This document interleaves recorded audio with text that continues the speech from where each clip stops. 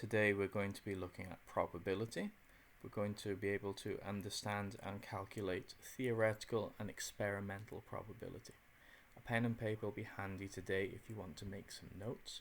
Just pause the video at any point you want to make notes, or you can even go back if you want to look at something again, or just pause the video if you want to think about something. So, what does theoretical and experimental probability mean? Theoretical probability is what happens in theory. When you flip a coin 10 times, in theory you should get 5 heads and 5 tails. In practice, or experimental probability, a number of different things can and do happen. It doesn't always follow theoretical probability. So we're going to look at both today. We'll start with theoretical probability. We want to know the probability of the following events. A coin landing tails up. If you flip a coin, there are two sides. There's a head and a tail. One of them is a tail. So the probability of getting a tails is 1 over 2. One tail out of two sides of the coin. And this is shorthand for writing probability of getting tails. This spinner stopping on the red section. There are 4 sections. One of them is red. And so we were going to say that the probability of getting red is 1 out of 4. You just have a look at how many things answer the question out of how many possible things could happen. So drawing a 7 of hearts from a pack of 52. Now there's only one 7 of hearts in a pack of 52. So 1 out of 52. That's our probability, 1 over 52. And the last one here. A baby being born on a Friday. So there are 7 days of the week. Babies are born on every day of the week. So one of those days is Friday. There are 7 days in the week. So we'll say that the probability is 1 out of 7 there. We'll look at a slightly different one where there are more than one section the same color on this spinner. So we've got a spinner with 8 equal divisions. We've got 2 red sections, 4 green ones, 1 yellow, 1 blue. So what's the probability of getting a red?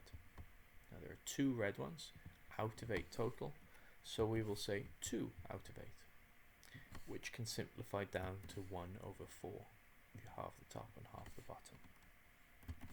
Chance of getting a blue one, so there's 1 blue section out of 8 sections total, so the probability is 1 out of 8.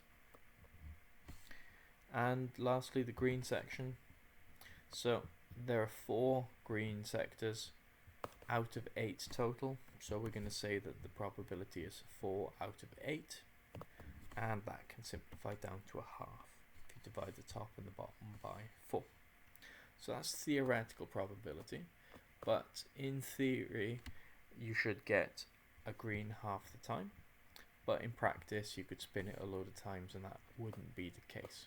So experimental probability is found by the number of successes divided by the number of trials.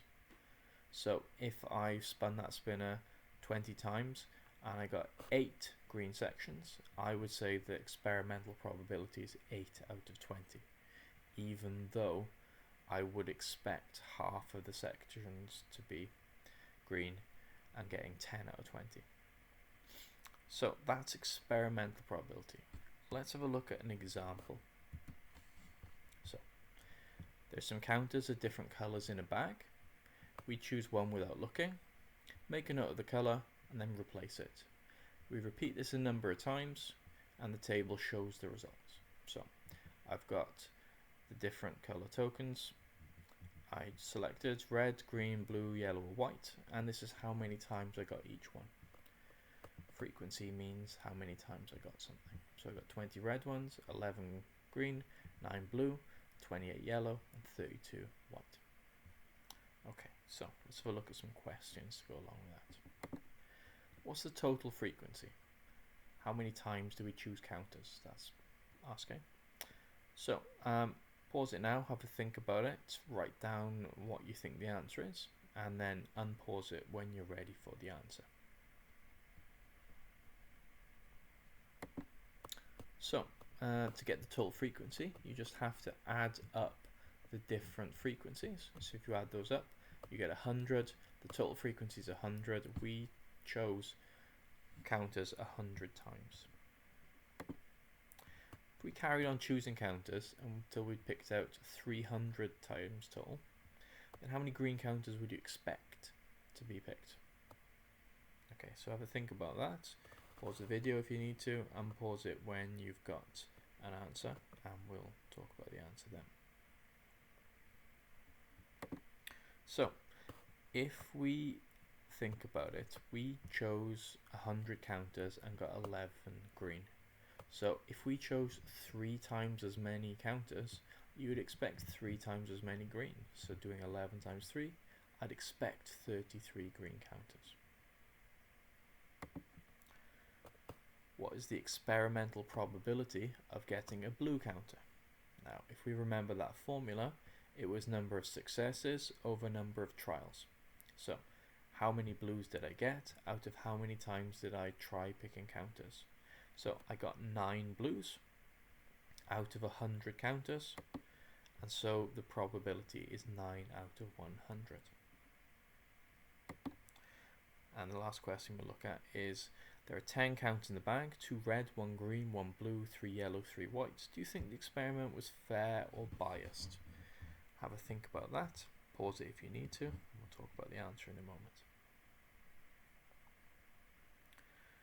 So, I would say that it is fair. The results were very close to what you'd expect. So let's have a look. If we had 10 counters, and 2 of them were red, then if you scale that up to 100 counters being chosen, you'd expect 20 reds, and we got exactly that. If you scale this up by timesing by 10, you would get 10 green counters. We got very close, 11. You'd expect 10 blue counters. We got very close, 9. You'd expect 30 yellow counters. We got very close to 28. And you'd expect 30 white counters. We got very close to 32. So I think it was fair. Now the other word, biased, means not fair, unfair. That means if somebody was looking and picking certain counters more than they should, or perhaps when they put a counter in, it was just resting on the top and you just kept picking the same one out again and again and again. So if experiments aren't fair, then results can look really lopsided, and that's why it's really important to understand both theoretical and experimental probability. So what you're going to have to do now is an exercise on this. So it is exercise 9.1. It's pages 205 and 206 of the textbook, but there will also be a link to it in the assignments tab. If you complete this exercise for today's work and upload it to Teams in the usual way, and if you have any problems, you can go back over the lesson or you can ask for help in chat. Okay, and that is your work for today.